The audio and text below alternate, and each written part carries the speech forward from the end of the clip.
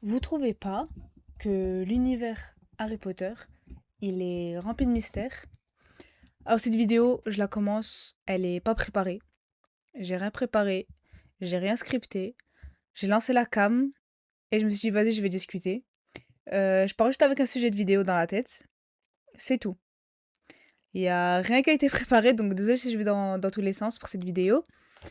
Mais voilà, je préfère quand mes vidéos, elles soient au naturel. Même si je pars dans tous les sens, je préfère qu'elles soient au naturel. Les scripts et tout ça, je laisse pour le concept de la pancine. Mais en mode podcast, là, comme je le fais, je préfère que ce soit naturel, que ça sorte comme ça. Et peut-être pour les prochains podcasts, parce que là, je suis toute seule, mais peut-être pour les prochains podcasts, j'essaierai d'inviter des gens, une personne, deux personnes, enfin qu'on discute. Voilà. Du coup, j'espère que la vidéo elle va vous plaire. Et c'est parti. Alors, comme j'avais commencé au début de la vidéo, vous trouvez pas que l'univers Harry Potter est rempli de mystères? Alors déjà, je vous laisse répondre. Vous me dites oui, vous me dites non, vous me dites peut-être, vous me dites je sais pas. Vous me répondez en tout cas. En fait, je me dis que en 8 films et en 7 livres, c'est une dinguerie tous les mystères qu'il y a encore. Enfin, moi, quand je regarde des fois, je me dis ouais, ça, ils ont pas répondu. Ça, on sait pas. Il y a pas la réponse, y a pas les réponses dans le livre, hein. Parce qu'on dit oui, lisez les livres, il y a plein de détails, si, ça. Les livres, ils apportent pas toutes les réponses. Par exemple, moi, la série Harry Potter, qui fait grande polémique, moi, je trouve que c'est bien parce qu'on va voir des choses qui sont dans les livres.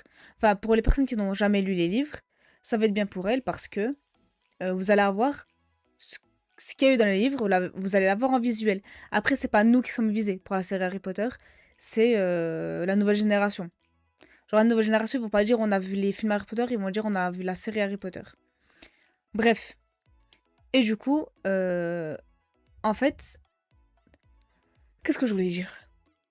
Oui, dans la série, enfin, dans les. Moi, euh, ceux qui reprennent. Enfin, ceux qui ont fait la série Harry Potter, moi, je pensais qu'ils allaient annoncer bah, les fondateurs. Parce que les fondateurs, je suis désolée, c'est trop un bon sujet à aborder. Euh, on connaît pas. Déjà, dans les livres, on sait rien. Alors, encore moins dans les films. Mais dans les. En fait, on sait juste que c'est les 4 fondateurs de Poudlard, c'est les 4 maisons à Poudlard. Mais on sait pas le passé de chacun. On sait pas l'histoire de chacun. À part un peu plus Salazar Serpentard parce que avec Voldemort, mais c'est tout. Genre c'est survolé. Et encore, on sait rien du tout. On sait pas pourquoi les 4 ils se sont mis ensemble pour faire Poudlard. On sait pas comment ils se connaissent. On sait pas s'ils sont amis. On sait rien du tout. Ça, c'est pour moi, c'est un des mystères les plus grands d'Harry Potter, les 4 fondateurs. Parce que en fait, on parle toujours des Gryffondors, Serpentard et tout, mais c'est les fondateurs. Et jamais on nous a raconté l'histoire des fondateurs.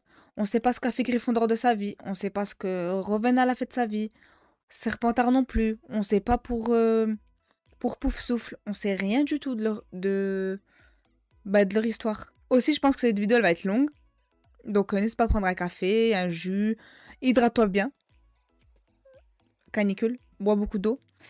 Mais moi, j'aurais voulu que ce soit plus en mode détaillé pour les fondateurs. Les fondateurs, je trouve que c'est trop intéressant à savoir.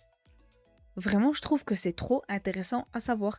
Leur histoire, leur passé, leur vécu, ce qu'ils sont devenus. Euh, Bah, tiens, Salazar Serpentard. Ok, on sait pourquoi il a voulu créer Chambre de Secret, c'est pour se venger. Parce que les autres, ils voulaient pas il y ait que les sangs purs qui rentrent à Poudlard. Mais je suis désolée pour... ça fait le lien. La chambre des secrets. C'est le mystère, je pense, le plus grand de Harry Potter. L'un des plus grands mystères de Harry Potter. Parce que pendant 1000 ans, ok, on dit pas 2 mois, 3 mois, 2 ans, 10 ans. On dit sur une durée de 1000 ans. Serpentard, Enfin, il y a eu une chambre de secret. Il y a eu un basilic à l'intérieur. Je sais pas qui le nourrissait. On sait pas qui le nourrit. On sait pas qui s'en occupe. Il y a personne qui a mené l'enquête, en fait. Je crois bien.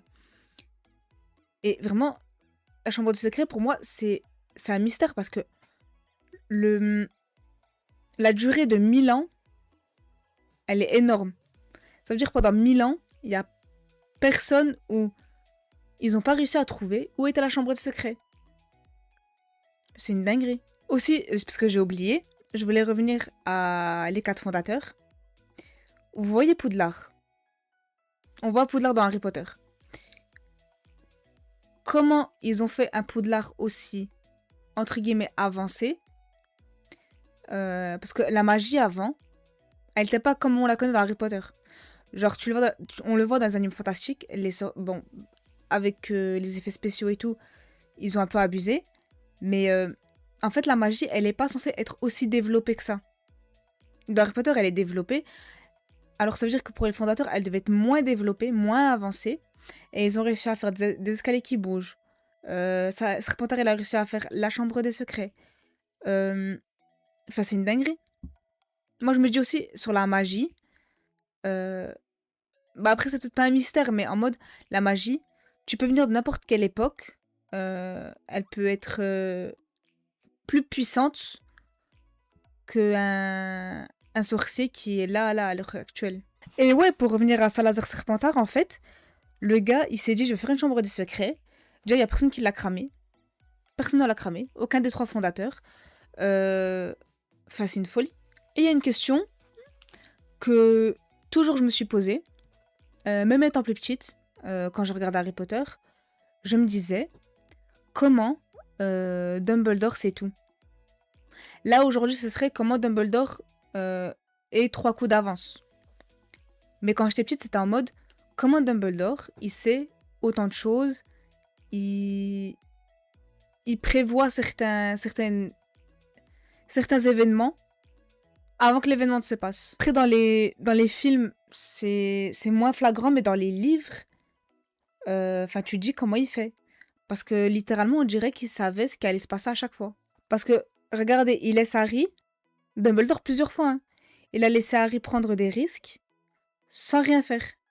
Genre lui, il intervenait pratiquement jamais, pour dire pas beaucoup de fois, comme s'il savait que Harry il allait réussir ou que Harry il allait s'en sortir et tout ça. Moi je me dis comment il avait autant d'avance, Dumbledore. Est-ce que vous avez la réponse? Vous me direz si ça vous plaît en commentaire.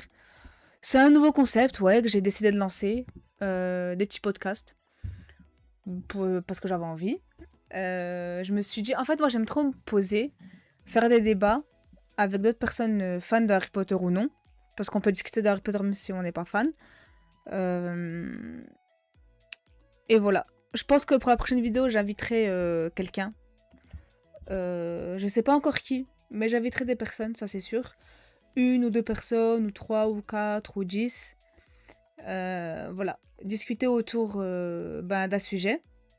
Un peu débattre un tout petit peu. Voilà. J'espère en tout cas que cette vidéo elle vous aura plu. N'hésitez pas à répondre, à réagir en commentaire à tout ce que j'ai dit durant cette vidéo. Et puis voilà, moi je vous dis à très bientôt pour une nouvelle vidéo. Merci à tous d'avoir regardé et à très bientôt tout le monde.